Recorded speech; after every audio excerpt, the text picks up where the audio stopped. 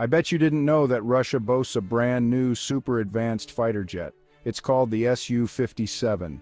This fifth-generation stealth fighter is designed to compete with the best in the world, boasting cutting-edge technology and impressive capabilities. It's a symbol of Russian aerospace prowess and military might. Think of it like the love child of a Tesla and a Raptor if Raptors did barrel rolls at supersonic speeds. The Su-57 is not just fast, it's agile, capable of performing complex aerial maneuvers that leave spectators in awe. It's a marvel of modern engineering, combining speed, stealth, and firepower in one sleek package. But here's the kicker: Russia's been flexing its military muscles in Ukraine, and this high-tech show pony is nowhere to be seen. Despite the ongoing conflict and the need for advanced military hardware, the Su-57 has been conspicuously absent from the skies over Ukraine. This raises a lot of questions and eyebrows. It's like bringing a knife to a gunfight, then leaving your knife at home, carefully wrapped in bubble wrap. So, what gives? Why would Russia develop such an advanced fighter jet and then not deploy it in a critical conflict? Is it a matter of strategy, or are there underlying issues with the jet itself? Is this a case of Russian military strategy being as clear as a bottle of Stoli, or is there something else at play? Could it be that the Su-57 is not yet ready for prime time, or are there logistical challenges preventing its deployment? Perhaps there are political considerations or technical problems that we are not privy to. Buckle up, comrades, because we're diving headfirst into the curious case of the missing Su-57. We'll explore the possible reasons behind its absence, from production delays and technical issues to strategic decisions and geopolitical implications. Join us as we unravel the mystery and uncover the truth behind Russia's elusive fighter jet. And don't forget to subscribe for more in-depth analyses and updates on this intriguing story. Let's be clear, the Su-57 isn't your grandpa's MiG. This is a whole new beast, a fifth-generation fighter jet that represents the pinnacle of Russian aerospace engineering. It's sleek, it's modern, and it's packed with cutting-edge technology that makes it a formidable opponent in the skies. This is Russia's answer to the American F-22 and F-35. These jets are often compared because they represent the latest in military aviation technology from their respective countries. The Su-57 aims to match, if not surpass, the capabilities of its American counterparts in terms of stealth, speed, and firepower. It's designed to be stealthy, evading radar like a ninja in a black turtleneck. Its advanced stealth technology allows it to slip through enemy defenses undetected. It's got speed, reaching supersonic levels without afterburners, and it's got agility, capable of performing high-speed maneuvers that would make any pilot's head spin. It's basically a flying arsenal of air-to-air and air-to-ground missiles. The Su-57 can carry a variety of weapons, from short-range missiles to long-range precision-guided bombs, making it versatile in combat situations. Its internal weapons bay helps maintain its stealth profile while still packing a punch. On paper, this thing makes Maverick and Goose look like they're flying a crop duster. The Su-57's advanced avionics and sensor systems give it a significant edge in situational awareness and target acquisition. Pilots have described the experience of flying the Su-57 as unlike anything else, thanks to its state-of-the-art cockpit and control systems. So, why hasn't Russia unleashed this bad boy on the Ukrainian battlefield? Despite its impressive specs, the Su-57 has seen limited combat use. There are several reasons for this, including production delays, high costs, and the complexities of integrating new technology into active service. Well, things get a little more complicated when you move from the glossy brochure to the actual battlefield. Real-world conditions can expose vulnerabilities that aren't apparent in controlled environments.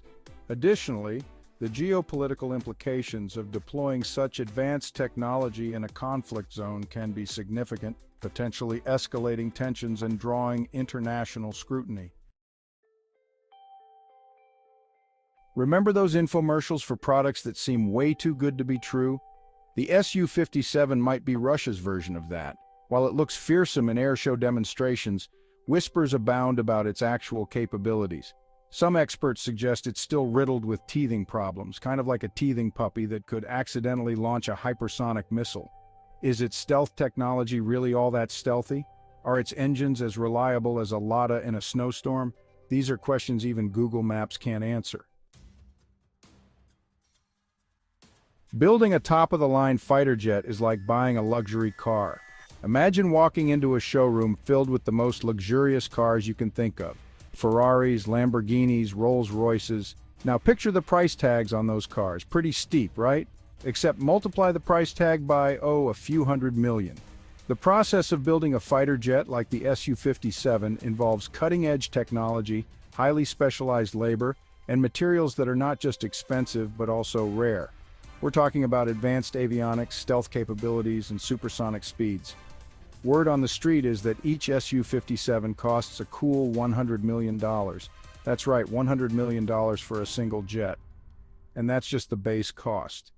When you factor in the expenses for maintenance, training pilots, and operational costs, the numbers skyrocket. That's a lot of rubles. To put it in perspective, $100 million is equivalent to billions of Russian rubles. This kind of expenditure isn't just a drop in the ocean, it's a significant financial commitment. Even for a country with a healthy appetite for military spending, deploying a whole flock of these birds in Ukraine would put a serious dent in Russia's caviar budget. Russia has always prided itself on its military prowess, showcasing its advanced weaponry in grand parades and international arms expos. But the reality of deploying these jets in an active conflict zone is a different story.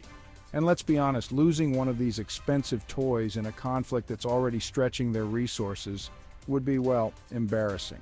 The su-57 is not just a piece of military hardware, it's a symbol of national pride and technological achievement. Losing one in combat would not only be a financial blow, but also a hit to national morale. The stakes are incredibly high and the risks are equally daunting. So can Russia afford a full squadron of su-57s in Ukraine? The answer is complicated, involving not just financial calculations, but also strategic considerations and national pride. Section 5. Playing it safe and sensible. Why risking a technological marvel? Here's a thought. Maybe Russia's just being strategic. I know it sounds crazy, but hear me out. The conflict in Ukraine has become a bit of a proxy war, with the West supplying weapons and intel to Ukraine, tossing their shiny new jet into that mix. That's like bringing a Fabergé egg to a paintball fight. Risky, to say the least, especially when they can achieve their objectives with less sophisticated and less expensive aircraft. Section 6 history says hold your horses when fancy weapons stayed home. It's not like this is the first time a military power has kept its fancy new toys under wraps. Remember the atomic bomb? Yeah, the US didn't exactly whip that out in a bar fight. Sometimes the mere existence of a weapon is enough to make your enemies sweat. It's all about strategic ambiguity, or maybe they just haven't figured out how to make the su-57 fly upside down yet. Section 7. The oops factor: avoiding embarrassment on the world stage. Let's face it, modern warfare isn't just about bombs and bullets, it's also about public perception. And losing a supposedly invincible fighter jet to a Ukrainian missile, well, that wouldn't exactly scream military superpower now, would it? It would be like showing up to a boxing match in a full-body titanium suit, only to trip over your shoelaces and get knocked out in the first round. Not exactly the image you want to project on the world stage. The conflict in Ukraine is a delicate dance. Russia's playing chess, the West is playing poker, and everyone's trying not to knock over the Jenga tower. Bringing in the su-57 would be like yelling checkmate and then setting the chessboard on fire. It could be seen as a major escalation, potentially drawing NATO into the conflict. And nobody wants that, right? Unless they've got a really good bunker. So, will the su-57 ever actually see combat in Ukraine? That's the million-dollar question, or should we say the $100 million question. The truth is, nobody knows for sure. It's possible that Russia is waiting for the right moment, the perfect opportunity to unleash its technological marvel. Or maybe, just maybe, the su-57 will remain Russia's best-kept secret, a fearsome legend whispered about in hushed tones but never actually seen in action. The absence of the su-57 in Ukraine is a reminder that modern warfare is a complex beast. It's not just about who has the shiniest toys, but also about strategy, resources, and political calculations. The Su-57 might be a technological marvel, but it's just one piece on a very large and very complicated board. In the end, the curious case of the missing Su-57 might just be a lesson in restraint. Or maybe it's all part of a cunning plan. Either way, it's clear that Russia is playing a long game, and they're not about to show all their cards just yet. Sometimes the most powerful weapon is the one you never have to use. If you enjoyed this video, don't forget to subscribe and hit the notification bell for more updates.